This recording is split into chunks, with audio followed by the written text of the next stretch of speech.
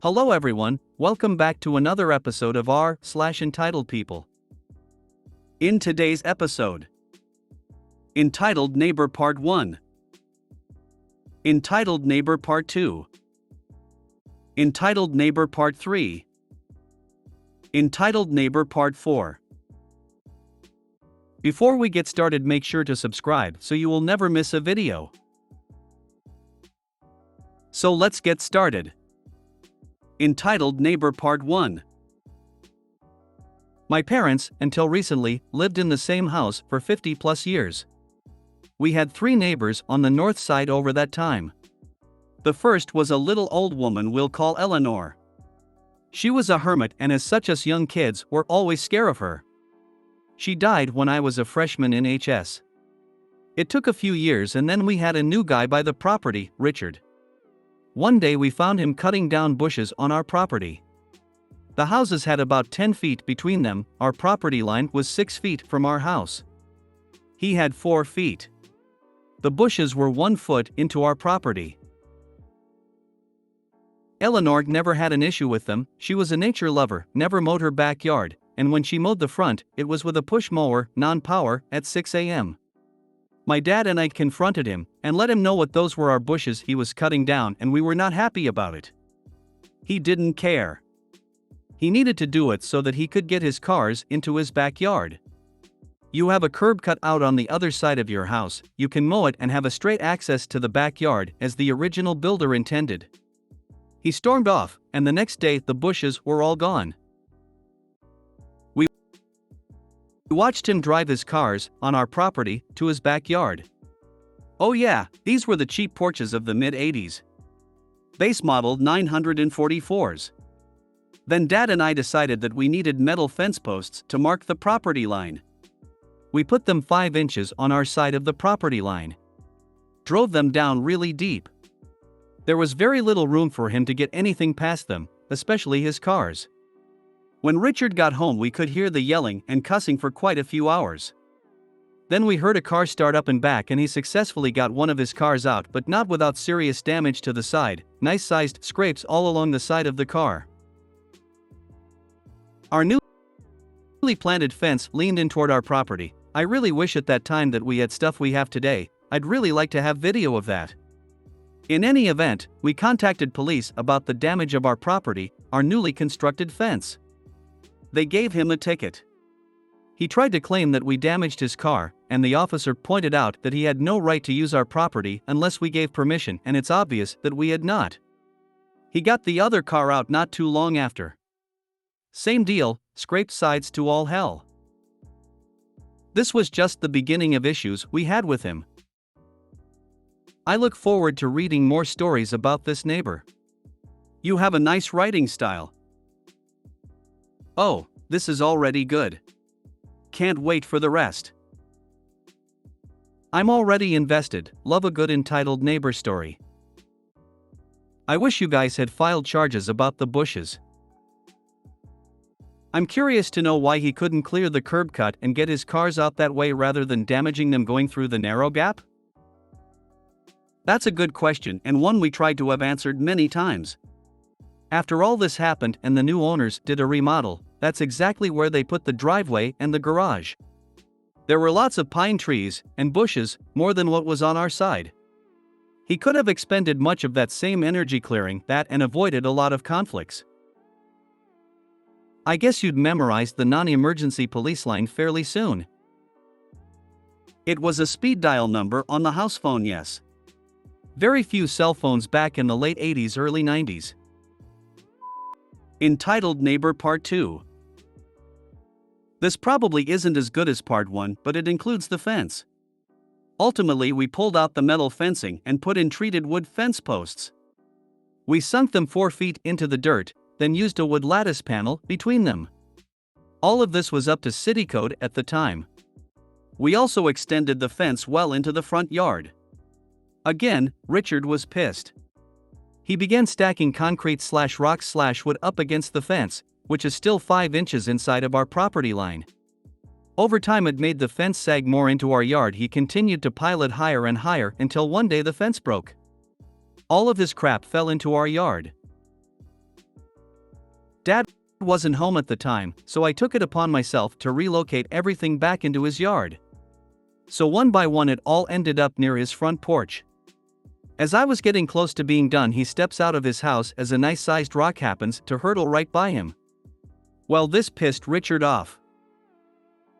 Cops were called. They arrived after I had finished relocating everything. When the cop came to interview me, I just pointed to the fence that was damaged. The weight of the crap he kept putting up against a fence that was well within our property line caused it to fail. I was just relocating the mess that spilled into our yard, back into his. By this time, the cops had been out a few times and knew what was going on. They pointedly asked if he had caused the broken fence. I said yes, it was the truth. I explained what had happened. They dismissed my throwing a rock at him and wrote a citation for destruction of property. He was fuming when the cops left, and as he usually would do, he left for a couple of hours. Dad got home and I told him the story. He had a good laugh. Let's keep this saga going, please. What happened next? I am eagerly awaiting the next installment. I have had boringly pleasant neighbors, so I need to live vicariously through you. Perhaps not as good as the first one, but still very entertaining. Keep 'em coming. Something tells me that Richard has provided many hours of frustration and hilarity. It was not all fun and games on our side. There is a reason that both my dad and I slept with a gun next to our beds. Escalation.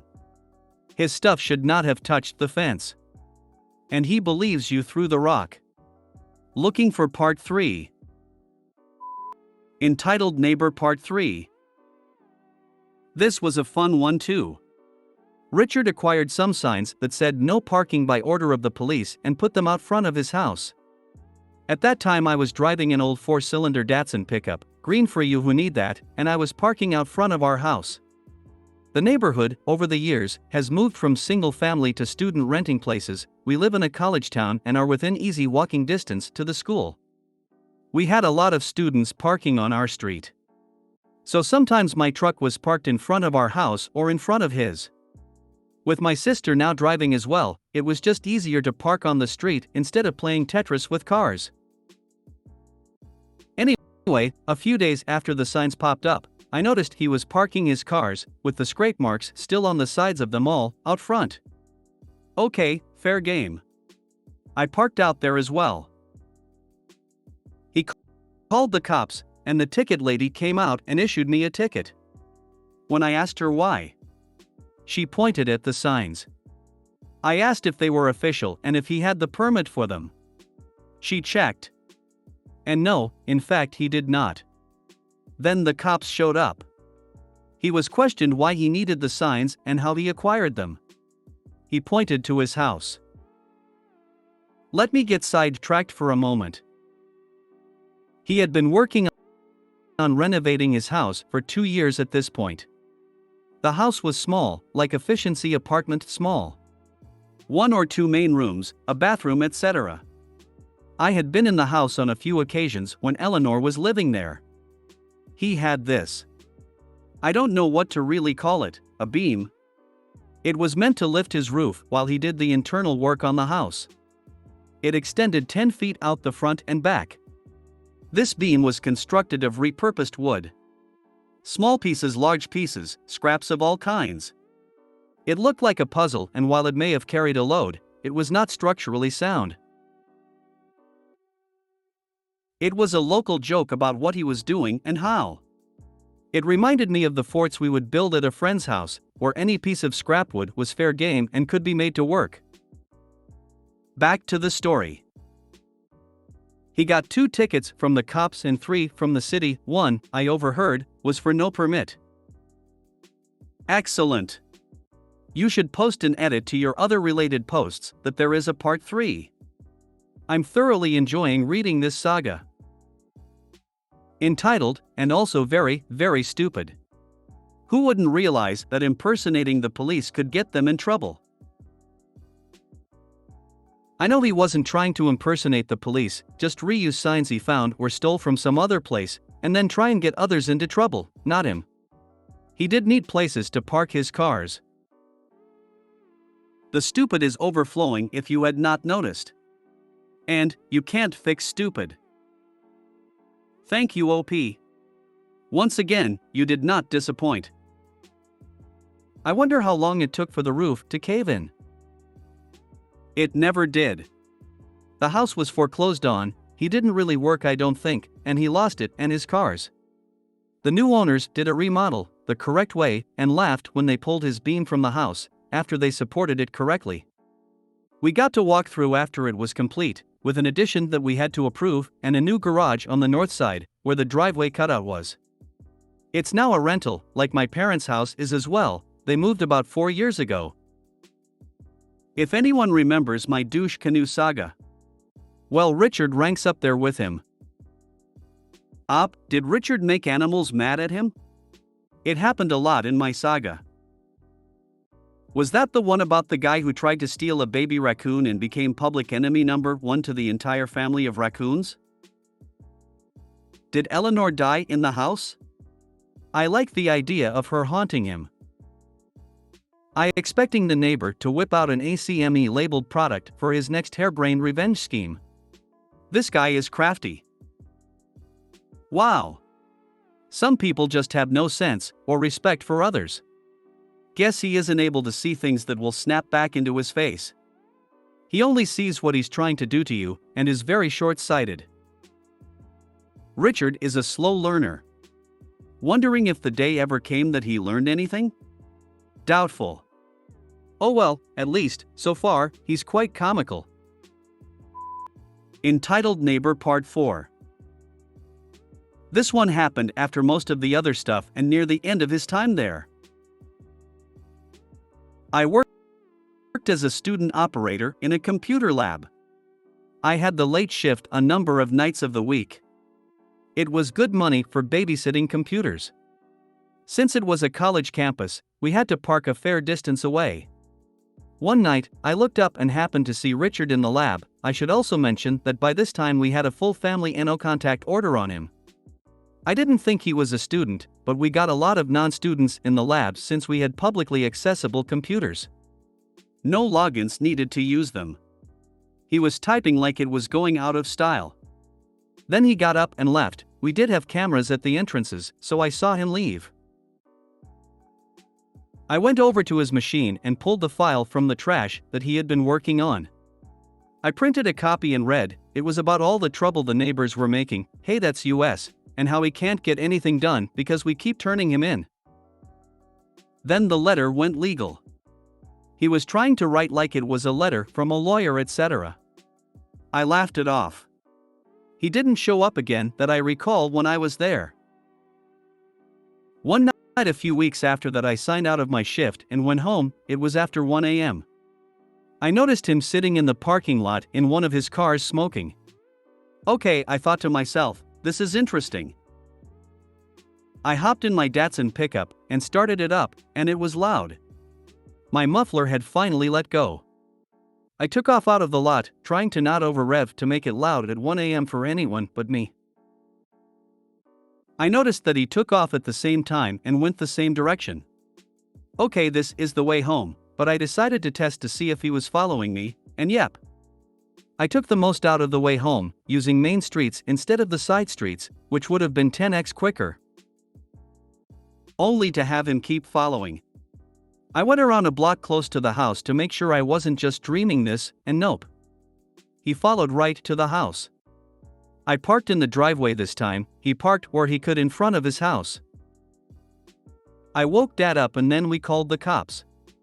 I told the cops that I was taking a long way home due to the muffler and not wanting to piss anyone off, but that I also did a loop around the block, and sure enough, he was following me. They arrested him for a no-contact violation. When I told them about the previous encounter the weeks before at work, they added a second charge. When it went to court, I wasn't the only one there to testify. They lumped another case of his in with it. Destruction of public property.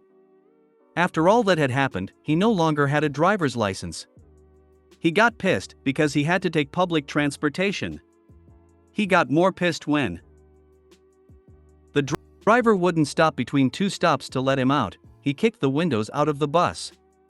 He went to jail for about 3 months. After that he lost the house and his cars. We would see him from time to time walking all over town, banned from the bus, banned from his house and his cars. Wild and scary. Did you run into the house when you got home? It's not like you could easily have stopped call your parents to forewarn or ask for help. You'd have been isolated, and who knows what he's have done. Strange to think how we handled things pre-cell phones. No, I got out of my truck and just stared at him. Once he went into his house, I went in as well and made the call. Have loved all of these, thank you. Glad he's out of your lives now. Some of Richard's antics are pretty funny. But some of his antics are downright unhinged. Glad he's no longer your neighbor. Too bad he's still around though. I don't know why OP, but these stories are just so satisfying to me. Thank you much for them. I do know why, and these are satisfying to me, too. Mostly because this guy got put in jail. My stalker didn't. If you ever want to write a novel, you have tons of material here. For those questioning OP driving a Datsun pickup and not recognizing the name, it was one of 2 cases where the manufacturer sold vehicles under a different name than the company's name. In 1986, the name was discontinued in North America and the company started selling their vehicles under the company's name, Nissan. Mazda was the other case, but they renamed the company to match the car brand. It was green, and had Datsun molded into the tailgate. Yes, it was a Nissan. I was 17 to 19 when I had it. It was an okay vehicle to beat around in. I can confirm this. My mother was working at the local Datsun dealership when they changed the name to Nissan. A lot of people still called it the Datsun place until it closed for good about 5 years later. If you made it to the end of the video, thanks for watching. Don't forget to like, subscribe and share, and we will see you in the next video.